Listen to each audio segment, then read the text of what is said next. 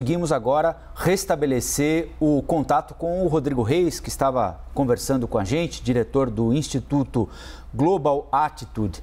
A gente teve um probleminha no áudio, não é, Rodrigo? E eu tinha te perguntado, naquela primeira participação, sobre o papel do príncipe Philip na família real britânica. Ele vai passar para a história de que forma? Bom, o príncipe Philip é uma figura central na família britânica, né? Por mais que ele nunca efetivamente tenha sido, né, declarado rei, ele é considerado como a pessoa que realmente regia, tocava internamente todas as atividades, né, da família real. Ele tinha um papel muito importante, muito protagonista. Ele foi casado por mais de 73 anos aí com a Elizabeth, né, que é a monarca mais longeva da história do Reino Unido.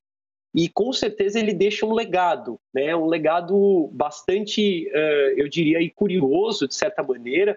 Né, é um príncipe que na sua infância e adolescência passou por muitas dificuldades, né, o histórico dele como príncipe grego, né, que é deposto, a família real é deposta, ele tem que se exilar, né, e pinga de casa em casa nos seus parentes europeus durante muito tempo.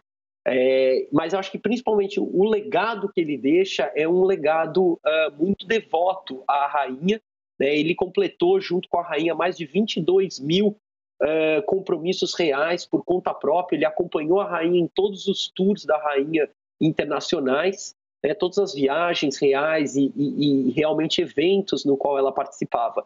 E eu acredito que esse legado é um legado que fica, né? Existem aí conversas, né, de comentaristas, jornalistas internacionais, principalmente do Reino Unido, se a rainha abdica do cargo dela, né, por perder o marido nesse momento tão delicado, né? Mas eu pessoalmente acredito que isso não irá acontecer. Eu acho que a família real se mantém estruturada, né? A rainha continua sendo uma força muito forte, mas obviamente perde o marido, né? Aí uma figura muito importante no qual ela se apoiou durante mais de 7 décadas aí da convivência entre os dois. Rodrigo, Elisa falando aqui contigo, obrigada mais uma vez por estar conosco. Pergunta absolutamente leiga: por que Philip, casado com a rainha Elizabeth, não se tornou rei e sim príncipe? Essa é uma ótima pergunta, né? E eu posso te explicar ela de uma maneira bem simples, né? Segundo as leis britânicas, os monarcas homens, eles concedem os títulos para as esposas, né? Fazendo com que elas se tornem rainhas. Mas essa lógica, ela não é inversa, né? Quando a gente trata de monarcas mulheres, a lei muda. Então, a princesa, ao assumir o trono, ela se torna rainha, mas ela não passa o título ao rei consorte, né, que foi exatamente o que aconteceu nesse caso. Foi a primeira vez na história da monarquia britânica, na realidade, que isso acontece. E essa lei, essa mudança de lei específica, ela foi uma forma encontrada de evitar que a linhagem real ela não passe para a família do homem, né, sendo conservada ali, no caso, pela família realmente da Elizabeth. Agora, como é que tendem a ser as homenagens ao príncipe Philip em um momento tão delicado para o mundo todo, para o Reino Unido também? Londres começa a sair muito lentamente de um lockdown. Como é que você imagina que vai ser esse processo? Eu acho que vai ser um processo duro. Eu acho que existe uma coisa que eu acho que a gente não entende aqui no Brasil, o quanto que esses fãs, quanto que realmente aí você tem uma larga população no Reino Unido que venera a família real, né? Então eu vi as imagens, estou acompanhando aí as imagens na frente do Palácio de Buckingham, etc. Isso é pouca gente, né? Eu acho que as pessoas realmente elas estão contidas. Eu acho que toda essa pompa e a expectativa, né, dessa parcela da população que tem essa admiração, que venera, que vê eles aí como, né, enviados e pessoas muito importantes dentro da sociedade britânica, elas não vão realmente para a rua, né? Se a gente lembrar a morte da princesa Diana e quanto que ela mobilizou, eu acho que é uma figura bastante diferente, né, política, em termos da sociedade mesmo, mas assim, a morte dela mobilizou milhares de pessoas, né? E eu acho que com a morte do príncipe Philip, realmente o lockdown que está acontecendo, por mais que ele esteja, né, o Reino Unido ele vem vacinando numa velocidade bastante rápida, as coisas vêm, eu acredito aí melhorando, se estabilizando, eu acho que a gente não vai ter talvez essa parcela da população podendo realmente aí pagar seu respeito, a sua honra e podendo participar desse momento, né, da morte do príncipe. Então acho que é uma situação bastante delicada.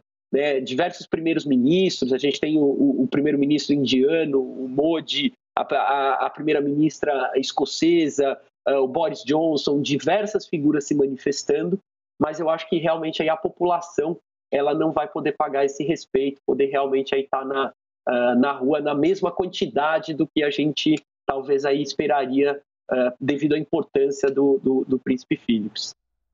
Breaking News CNN, para você que está conosco aqui ao vivo ou acabou de chegar, morre aos 99 anos o príncipe Philip na Inglaterra. Foi nesta manhã de sexta-feira e nós estamos aqui repercutindo para você que nos acompanha ao vivo na CNN Brasil. Rodrigo, quando a gente observa uma família real e toda essa rotina de coroa britânica, tem um lado todo fantasioso da coisa, né? Quase que a gente só vê em livros, quase que a gente só vê em novela. E essa é uma realidade em Londres para a família real que vive toda essa rotina.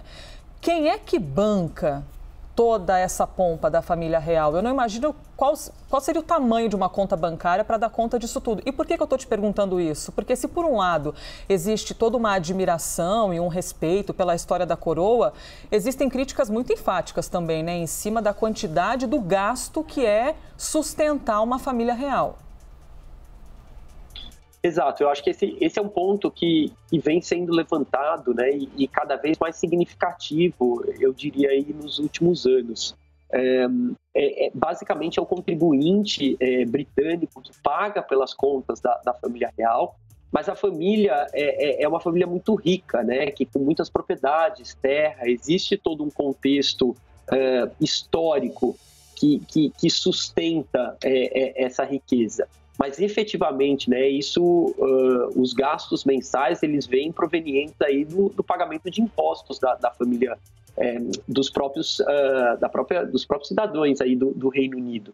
Então, existe um movimento, acho que muito forte, né, republicanista, uma tentativa aí, uma visão de que a monarquia não é mais necessária, é antiquada, é uma herança do passado. Né? E existe um movimento ali, acredito não somente no Reino Unido, mas em outros países também, que traz isso muito forte, né? Que pede pela abdicação, que pede realmente aí pelo fim da monarquia e tudo que ela representa. E dentre as coisas que ela representa é isso, né? Acho que um legado, história, custo ao contribuinte. Eles realmente aí não têm, a Rainha Elizabeth II, ela não tem mais um papel, né, político, ela tem um papel muito simbólico, como todo mundo sabe.